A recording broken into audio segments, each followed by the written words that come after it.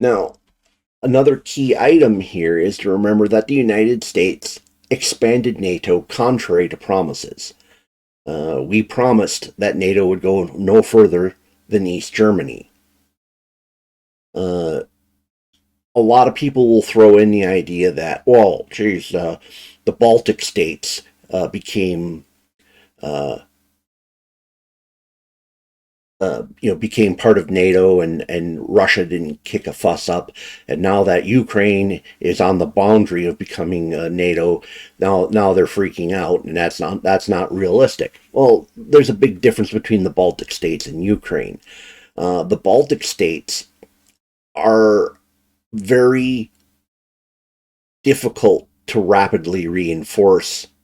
Whereas if the Russians felt a threat from the Baltic states, they would be able to sweep in and take them over in fairly quick order, and it would be really hard for NATO to reinforce them. Whereas because of where where Ukraine sits in the center of Europe, Ukraine would be far more dangerous than the Baltic states are. And Russia wasn't too happy with the Baltic states becoming NATO anyway. So, why did the NATO expansion occur? Well, part of it comes from U.S. foreign policy establishment. Uh, the foreign policy establishment changes very slowly, whereas presidents swap out quickly, the people they appoint change out.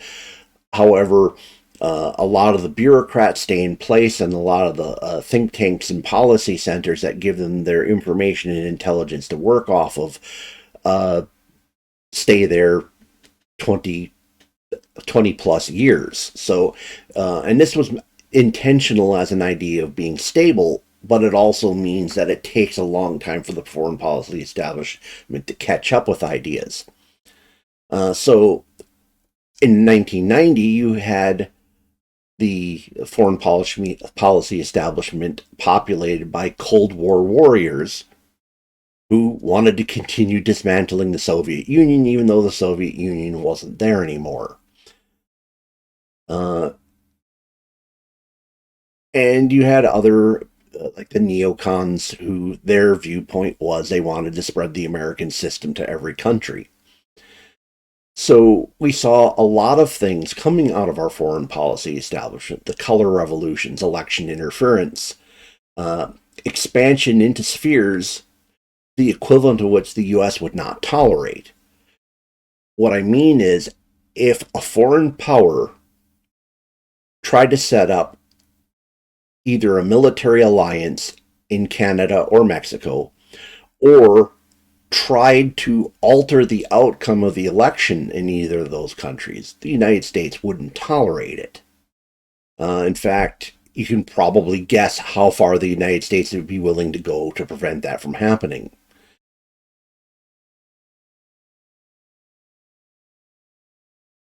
Now, if we look at more of the foreign policy establishment, we have a global world order faction, and that part of the foreign policy establishment sees Russia as a nationalist problem.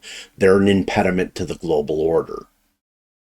Uh, and one of the big issues that comes out of when the Soviet Union collapsed is Russia was approaching us as the idea of becoming an equal partner, and the idea of, we should be sitting down with the big boys of the planet and working out the world's problems. And our foreign policy establishment, especially the neocons, refused to see the Russians as our equal, and thus they were sidelined as a backwater country for a long time until we reach this point now.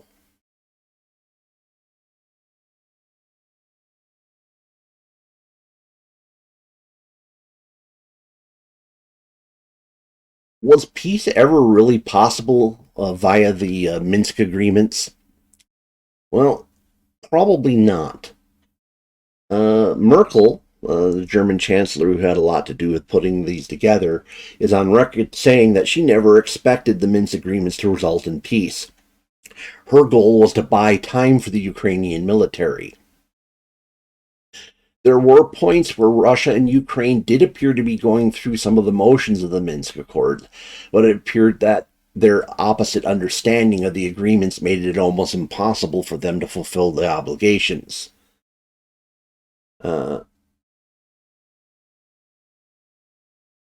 Merkel and Macron don't appear on record qualifying what exactly they thought would happen with the murky areas of the Minsk Accords. So, most specifically was this idea of autonomy in the separatist regions of the Donbass. To the Russians and the separatists, they looked at it as, we're going to get to be able to do our own thing. Everything short of becoming new nations, and Ukrainians looked at it as a advanced form of federalism. Now, how did Merkel and Macron look at it? We don't know. They didn't go into detail what they thought.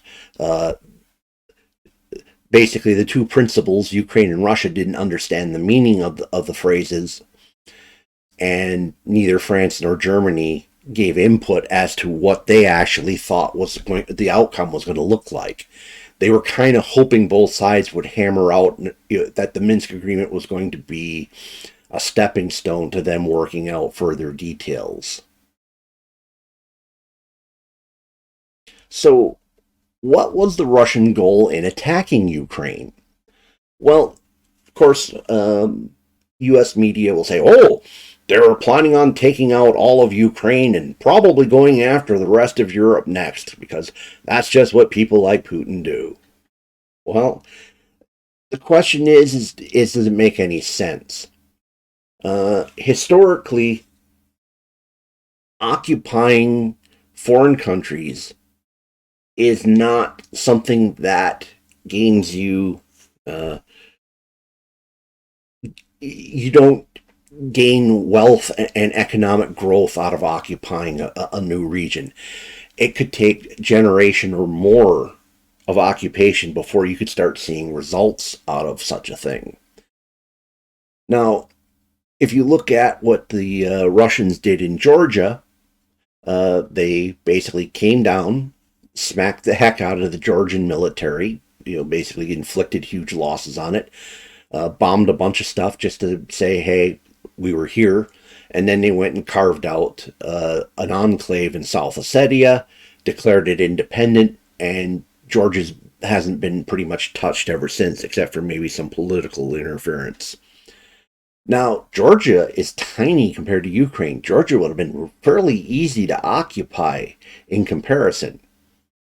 Yet the Russians weren't interested in it at all.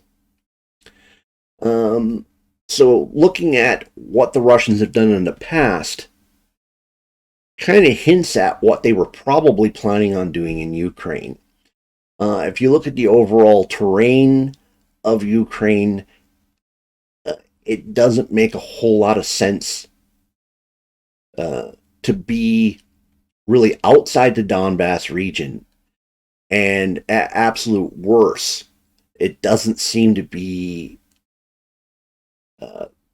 much sense in being beyond the main river that cuts Ukraine into eastern and western halves. We can say with probably good certainty that the Russians did plan on probably toppling the Ukrainian government and replacing it with a friendly one. That would probably be why their special forces and paratroopers attempted to seize the Kiev airport, and they got bogged down there, and the Ukrainians ended up preventing that from happening. Clearly, the Russians were planning on occupying the separatist zones. They may be planning on occupying the whole oblasts of Donetsk and Luhansk. Occupying East Ukraine, I think that's actually more likely now than it was before, because of the trouble that's been caused with all this resistance in the West making a big stink of it. They've turned it into a thing where the Russians have no ability to save face here. So the Russians will probably, whatever they were originally planning, will probably go further than what they had been.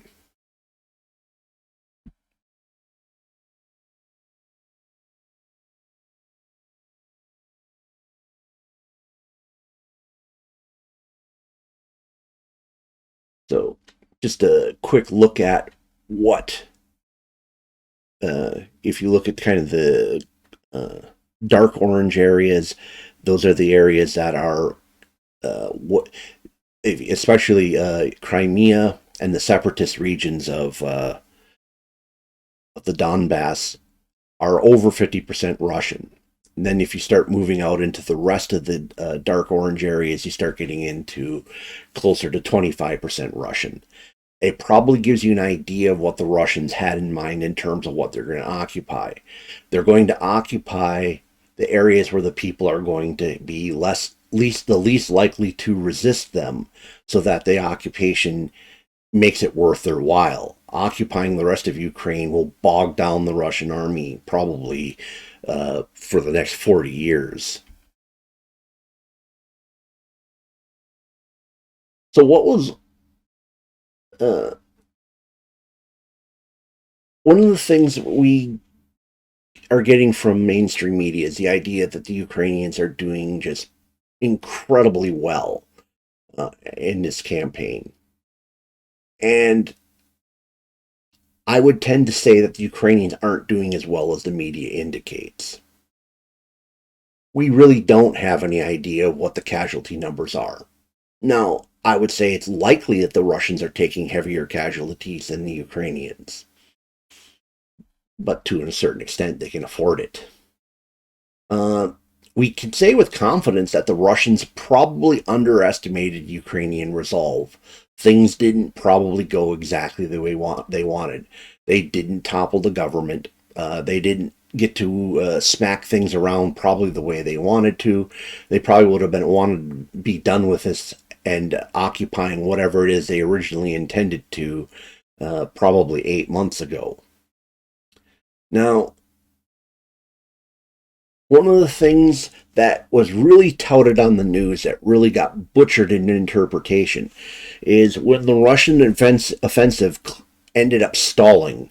We ended up with this big traffic jam on the Ukrainian roads, and everyone's going, "Oh, look what the Ukrainians did."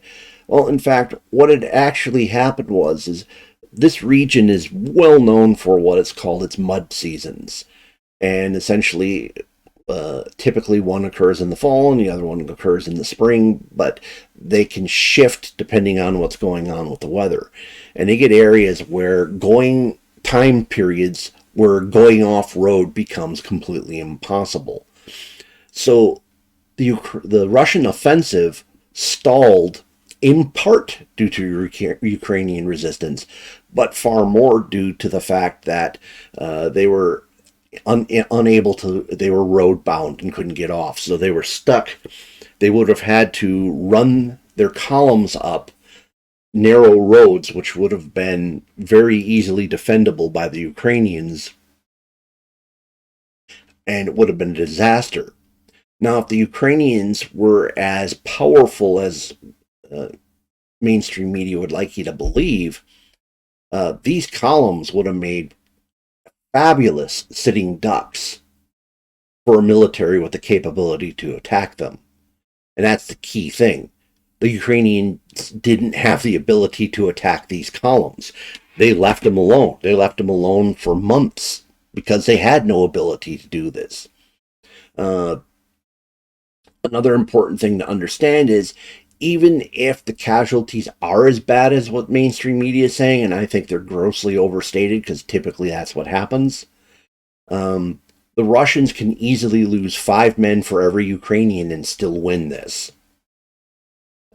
Historically, if you look at the wars in Chechnya, Russians took a brutal drubbing the first time they went in there, taking disproportionately high casualties. They came back like a year or two later and basically learned from their mistakes, came in with more force, and ended up winning. They did so well in Chechnya that, in fact, Chechnyan forces are assisting the Russians in their invasion of Ukraine.